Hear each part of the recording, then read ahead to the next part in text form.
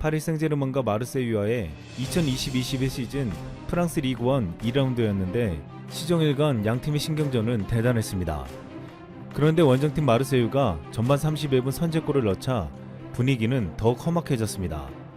양팀 합쳐 모두 17장의 경고가 주어지며 눈뜨고는 보기 힘든 거친 경기였는데 결국 후반 추가 시간에 선수들이 뒤엉켜 주먹과 발기질을 주고받으며 난투극이 벌어졌습니다.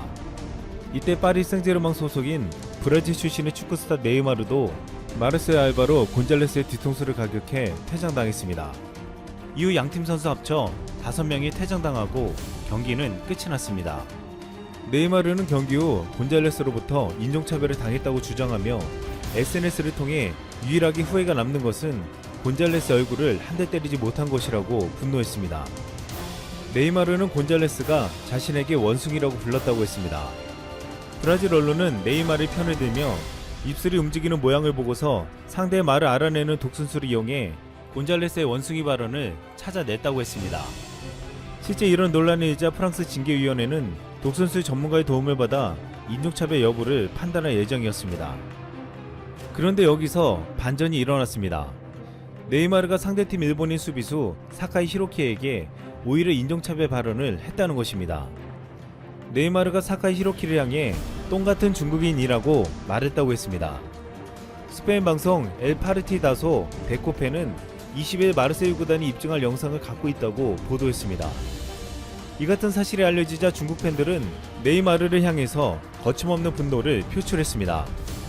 열받은 중국 팬들은 네이마르는 부끄러움을 모른다. 네이마르 마음에 일본 사람은 중국 사람인가? 자신은 인종차별을 반대하면서 정작 아시아 사람을 인종차별하네. 이렇게 말하면서 왜 일본인은 더욱 화를 내지 않는가라고 말하며 일본 네티즌들의 침묵을 질타했습니다. 이 사건처럼 오랫동안 유럽 무대에 진출한 아시아 선수들은 수없이 인종차별적 발언을 당해왔고 이는 거친 그라운드에서 쉽게 사라지지 않았습니다. 그런데 이런 사건들이 일어나는 사이 옆나라 영국에서는 놀라운 일이 벌어졌습니다. 지난 20일 잉글랜드 프리미어리그 토트넘과 사우스햄튼전에서 손흥민이 무려 4골을 몰아넣는 맹활약을 한 것입니다. 이날 활약으로 손흥민은 세계 최고의 리그라 손꼽히는 EPL 파워랭킹 1위에 올라서고 영국 최고의 선수라 불리는 팀 동료 해리 케인을 뛰어넘었다는 평가까지 받았습니다. 이후 25일 열린 유로파 리그에서도 1골 2도움을 올리며 최고의 실력을 입증해 보였습니다. 프랑스 리그에서 인종차별적 발언으로 분노했던 중국 팬들은 유럽 축구에서도 최고로 우뚝 선 손흥민을 보고 존경의 눈빛을 보냈습니다. 한때 스페인에서 뛰는 중국의 축구 스타 우레이르 손흥민과 비교하곤 했지만 이제 손흥민과 우레이를 단순 비교하는 것 자체가 잘못되었음을 인정했습니다. 한 중국 네티즌은 그가 만약 중국인이었으면 이라면서 부러움을 나타냈습니다. 일본 팬들도 손흥민의 플레이에 흥분하며 손의 파워와 스피드는 아시아인이라고는 할 수 없어. 소니는 정말 얼클이다.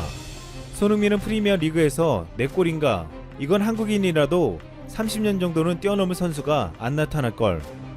역시 손흥민에게 일본 대표가 되어달라고 하자. 중국과 일본은 자국 선수들이 유럽에서 뛰고 있지만 이렇다 할 성적을 내지 못하고 최근에는 인종차별 발언까지 듣는 등 힘이 빠져 있었습니다. 하지만 손흥민의 엄청난 활약에 마치 자국의 선수가 활약한 듯 같은 아시아 선수라며 자랑스러워했습니다. 사실 오래전부터 독일 분데스리가와 잉글랜드 프리미어리그에서 활약하고 있는 손흥민도 그동안 수없이 인종차별을 당해왔습니다. 지난 아스널전에서 1골 1도움을 기록한 손흥민에 대해 아스날 팬 네트워크에서 실시간 중계 중 DVD 나간다라며 버젓이 인종차별적 발언이 나오고 토트넘의 공식 SNS에서는 눈은 어디에? 라는 게시물이 올라오기도 했습니다. 게다가 최근 아마존에서 방영한 토트넘 다큐멘터리에 인종차별적 논란이 벌어졌습니다. 손흥민이 동료 선수 요리스와 언쟁하는 장면에서 요리스의 발언은 모두 자막 처리했지만 손흥민의 발언은 그냥 소리침으로 처리한 것입니다. 이에 대해 한국의 네티즌들은 인종차별이라고 분노하며 아마존에 거세게 항의했습니다. 결국 14일 공개한 본편 영상에서는 손흥민의 발언이 자막으로 처리되어 있었습니다. 이 같은 끝없는 인종차별적 상황에서도 손흥민의 실력으로 그들의 입을 다물게 만들었습니다. 그리고 손흥민은 유럽에서 최고의 실력 외에도 인성으로도 인정받고 있습니다.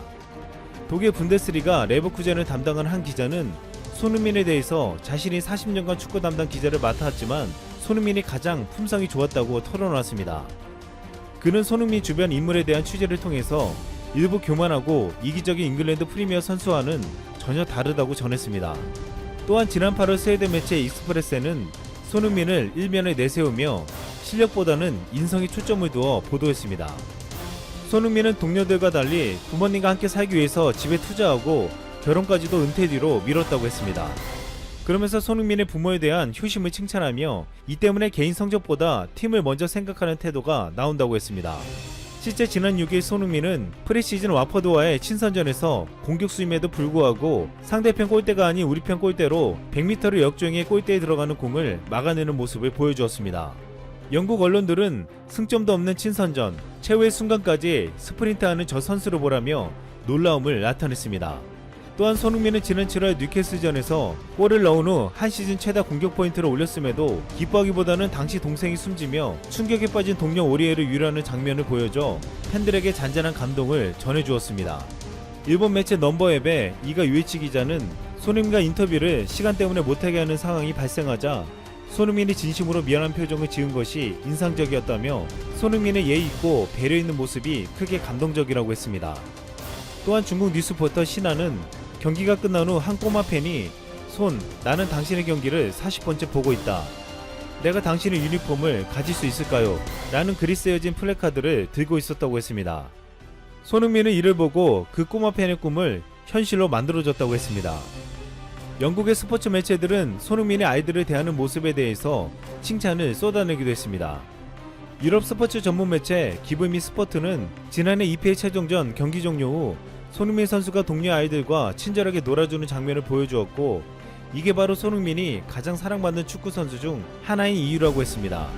또한 손흥민을 두고 경기장 위에서는 최고의 실력을 보여주고 밖에서는 가장 인간성이 좋은 사람 중 하나라고 적었습니다. 토트넘의 무리뉴 감독도 손흥민을 두고 한국인들은 지도와 가르침에 열려있다. 그들이 가지고 있는 문화적 특성 같은데 매우 겸손하며 배우길 원한다 라고 말했습니다.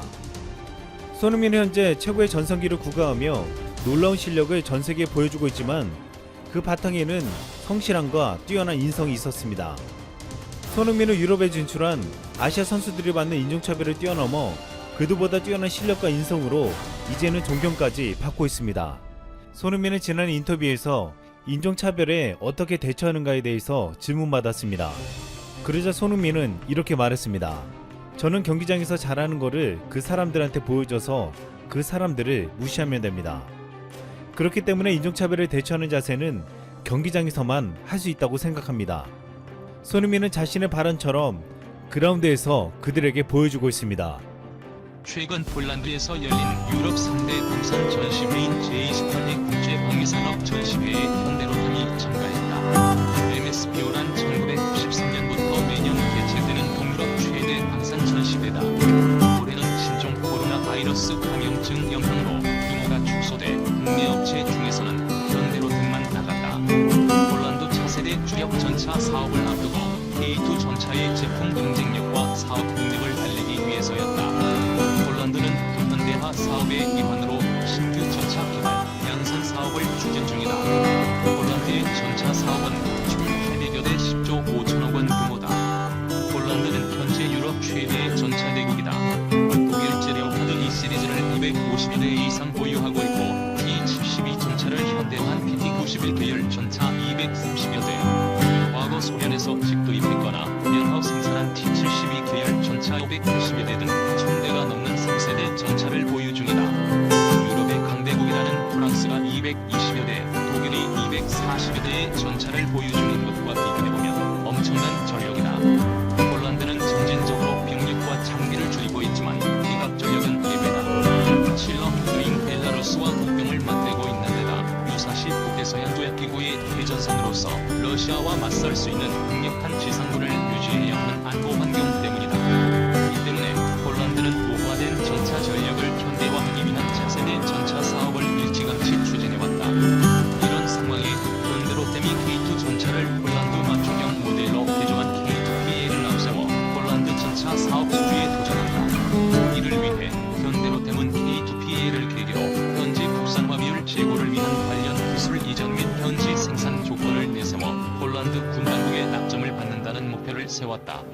당초 폴란드는 신형 전차 개발을 위해 프랑스와 독일과 함께 MGCS 프로젝트를 추진했으나 독일과 프랑스의 참여 거부로 취소돼 현대로템을 파트너로 보고 있는 것으로 알려졌다. 폴란드가 K2PA를 도입하면 인접 국가의 수백 대의 추가 수출로 이어질 확률이 커진다. 폴란드는 인접한 체코와 슬로바키아, 헝가리 등 이른바 비셰그라드 그룹의 일원으로 폴란드의 신형 전차 도입은 나머지 최근 레오파드 전차를 도입한 헝가리를 제외한 체코와 슬로바키아 육군에게 큰 관심사다. T-72 전차를 운용 중인 이들 두 국가의 차세대 전차 도입 규모는 최대 200여 대에 달한다. 변속기 국산화 등을 통해 제작 상황이 개선돼 해외 수출 시기술 이전 가능성이 높아졌다. 현대로템에 따르면 K2 전차에 대해 해외 관심이 높다. 이로 인해 외국 국방 관계자들이 많은 관심을 보이고 있는 것으로 알려졌다. 현대로템 관계자는 지난 2008년 터키에 K2 전차 기술 수출을 이뤄내는 등 K2 전차의 글로벌 경쟁력은 이미 입증된 바 있다며 K2PA는 폴란드 신규 전차 개발 및 양산 사업에 최적화된 모델로 수주에 성공할 수 있도록 최선을 다할 것이라고 말했다. 대우조선해양은 우수한 기술력을 앞세워 7조 원대 규모의 인도 잠수함 사업에 참여했다. 이 사업에는 해외에서 손꼽히는 잠수함 제조사들과 한판 대결을 예고하고 있어 우리나라 방산산업의 위상을 가능케 할 전망이다. 최근 국제 방산 시장에서 큰손으로 인증받고 있는 인도는 전통적인 적국 파키스탄의 군사력 현대화에 대응하고자 2010년대 중반부터 다양한 신형 무기 도입을 추진해왔다. 특히 지난해부터 중국과의 국경 분쟁이 재점화되면서 중국을 겨냥한 고성능 무기체계 도입에 엄청난 예산을 쏟아붓고 있다. 특히 인도 정부는 억만재창이 등 군수 지원 체계를 바로잡고 무기체계 운용을 정상화하고 무기체계 기술 자립을 위해 메이크 인 인디아 정책을 펴며 무기체계 국산화에 총력을 기울이고 있다. 현재 진행되고 있는 차세대 잠수함 사업이 바로 이러한 유형이다. 이번 잠수함 사업에서 인도가 요구하는 조건은 인도 현지 생산과 높은 국산화율을 달성하는 것이 첫 번째였고, 기존에 보유한 재래식 잠수함보다 지속 전원 능력과 공격 능력이 월등하게 뛰어나야 한다는 것이 두 번째였다.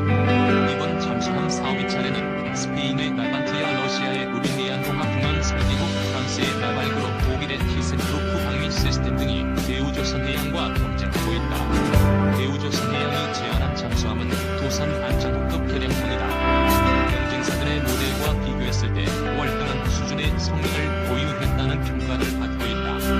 우리나라가 전략적 임무에 투입하기 위해 개발한 도산 안전호급 개량형은 연안 방어 임무 정도에 특화된 다른 경쟁 모델과는 비교할 수 없는 강력한 퍼포먼스를 보여주고 있기 때문이다. 최근 배수량 3,700톤급이며 고성능 연료전지를 탑재해 1개월 정도 수중 지속 장악 능력도 갖췄다. 장악 속도 20노트로 경쟁사 모델 중 가장 빠른 것으로 알려졌고, 유전 능력은 경쟁 모델에 비해 압도적인 것으로 알려졌다. 이번 사업 입찰에 또 다른 강점으로 한국 기업 특유의 안정적인 사업 관리 능력이다. 최근 하나디펜스가 K9 자주포 현지 기술 도입 생산 사업을 관리하면서 계획 일정보다 빠른 납품, 기대 이상의 성능과 신뢰도를 보여 나렌드라 모디 총리와 라즈나트 싱 국방장관으로부터 급제를 받은 바 있다. 한국 방산업체에 대한 인도 정부 고위층의 신뢰는 대우조선해양이 이번 사업을 수주 가능성을 높이는데 상당한 플러스 요인으로 작용할 공산이 크다. 문제는 이들을 패키지로 수출하는 데 미사일 기술 통제 제재 규제가 걸림돌로 작용할 수 있다는 점이다.